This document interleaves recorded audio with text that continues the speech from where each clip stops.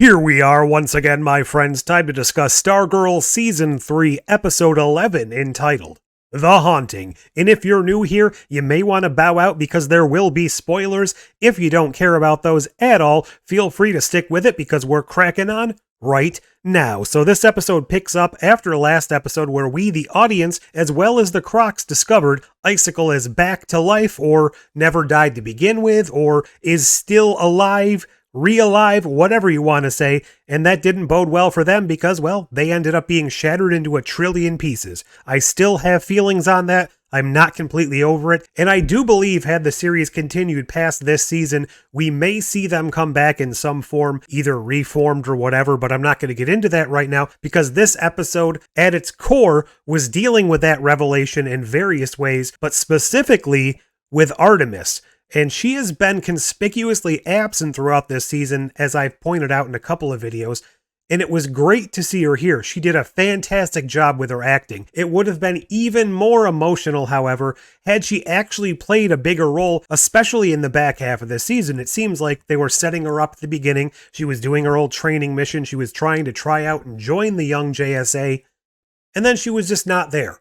There was a couple of brief references to her. Obviously, her parents were quite a big fixture of this season, but Artemis herself was absent, and that always struck me a little odd. Her parents were always hanging around, kind of involved in things, but Artemis wasn't even mentioned, or it wasn't even brought up, why doesn't Artemis join us on this mission? Or even something along the lines of, oh, she's at football practice, oh, she's doing this, which clearly I'm going to assume she was doing, because we learned in last episode that she was getting this huge scholarship or something. She was going to be the first female quarterback on a college football team, something along those lines. So she was clearly busy in her other pursuits, but the fact that we never see her in this series for the most part kind of made it feel a little more hollow when her parents were killed than it should have, but I'm not going to bag on her because she did an amazing job with her acting this episode, especially that scene in her room where she just kind of lost it and threw that kettlebell at the wall, and the scene where she actually found her parents too. The scene where Courtney, Beth, Yolanda, and herself went down into the sewers to kind of figure out what was going on and found the frozen remnants of her parents' bodies. That was kind of freaky too. I mean, that's almost a Batman origin level story there.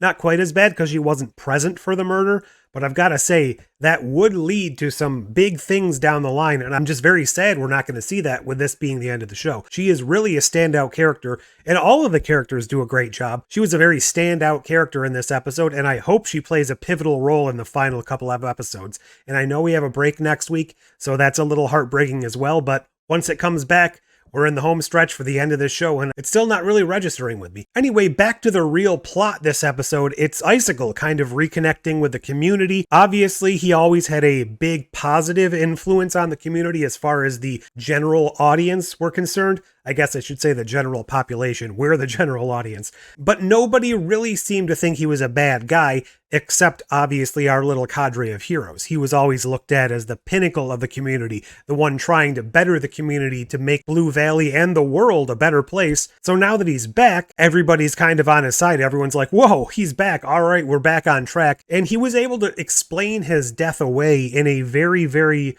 minor way, I guess. At least he claims. We never see this. He did it off screen, but it was something along the lines of there was a mix-up and it wasn't really his body. I'm not entirely sure how he did it, but it seems odd, just a little odd, that people were so welcoming and so unsuspicious that he returned. But again, suspension of disbelief. I'm not really sure how I would act if somebody that I knew died in a world where they're not really as familiar with the fact that everyone's a superhero and everyone's coming back from the dead all the time. I'm not really sure how I would react in such a situation. So obviously he goes back to his family, his parents loving the fact that he's alive. His son, Cameron, not entirely sold. I'm not sure if he's feeling a little odd because he's had all these revelations with Courtney and the JSA telling him how bad his father was, or if he's a little miffed over the fact that his father wasn't dead and abandoned him all this time. Possibly a combination of both. He's obviously being pulled in a couple different directions right now. I'm curious to see where he ends the show, but I have a feeling it's not going to be on the side of his father. If his father actually is his father and who he claims to be, because there's this whole other subplot going on where he claims he wants all of the remnants of the ISA and the JSA to come together to help him rehabilitate himself and to form some super group to take out the Ultra Humanite. But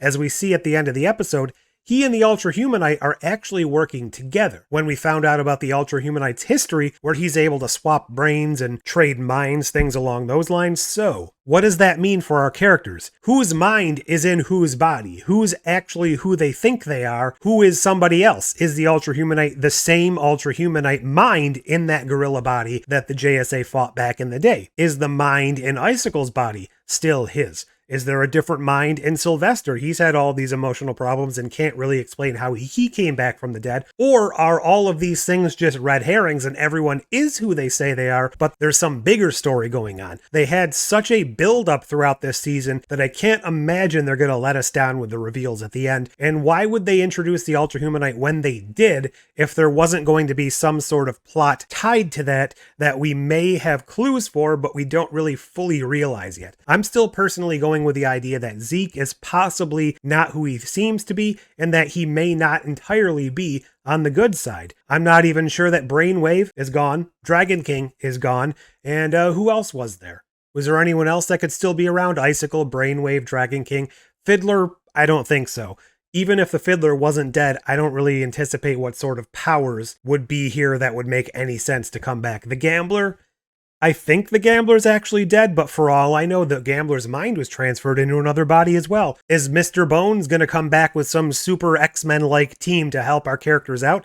I don't believe that's the case. I would love that to be the case since this is going to be the end of the show, but I don't anticipate that happening. I think that was a build-up for either a spin-off or next season, and I don't know if we're going to get Jenny back either. Heck, I would also like Shining Knight to come back because we actually saw a flashback to when Mike killed Icicle, the battle at the end of season 1, and Shining Knight was shown in those scenes in the background, and I kind of miss him. He was this mysterious presence that was there to protect Courtney in season 1, and obviously he went off into the sunset at the end of that, but I think it would be kind of cool to wrap everything up, tie everything up at the end of season 3 in a full circle kind of moment. I obviously think Sylvester is going to die if this truly is Sylvester. I don't think he's making it out of this season. 2 reasons really, but one of the episode titles since the beginning was The Last Will and Testament of Sylvester Pemberton. Not sure if that still stands. Maybe that was again just a red herring in the title sequence. It's possible that he never really was alive to begin with and this is someone else. And I do believe they're going to have to end this show with Courtney getting full control of the staff 100% of the time. I do believe that has to be how it ends, but I could also see them trying to do something where she goes to college and takes a break. I don't think they're going to do that, though, especially with this being the end. I am very curious to see what they had planned for next season, but I'm also a little gun-shy about that because we're not going to get it, so kind of missed opportunity sort of thing. All in all, I really enjoyed this episode. Everyone's starting to come back together. We had a couple of brief moments of Cindy. There was a nice use of the genie, although not entirely sure how the magical effects of that work, so we do know that the genie has the ability to grant wishes, but only specific wishes that have not been requested before, and they can't bring someone back to life and he can't kill somebody. So when they gave this very specific request to take away the powers of Icicle, basically making him just a mortal human again, the genie said that's not possible because if I take away the powers of Icicle, those are the only things keeping him alive currently, therefore that would be tantamount to murdering him, something I am unable to do as a magical genie of whateverness. Now that's interesting. Clearly that was meant to give us, the audience, a little bit of information about that he's only alive because his ice powers are keeping him alive. But at the same time, why wouldn't that wish also be able to take away the ice powers, thus making him a human who doesn't need the ice powers to keep him alive? Or would that have to have specifically been stated in the wish? And if that's the case, why couldn't they just amend the wish right there, try it again, and then have it work? So there's got to be a little something more to this than meets the eye, and I'm wondering if we're going to get that in the next episode. Icicle chose this moment to come back. I know they were showing in flashbacks that he's kind of been taking all of this time to reform himself. It's difficult. The timetable here seems like it was leading up to something. So is there a specific reason this happened? I mean, I have to imagine he lured the Crocs down there for a purpose, and that purpose must have been, I'm ready to reintroduce myself, and why at this specific point in time is he finally ready to come back? Was it because he was seeing all this drama with his family? And if that's the case, why had he not revealed himself to his family earlier? Surely his parents, if not his son, would have understood everything and would have done everything in their power to keep him safe while he rebuilt himself at home. Heck, they have ice powers too. They probably could have focused their blasts on him to reform him more quickly. In my estimation, there must be another angle that we haven't seen yet.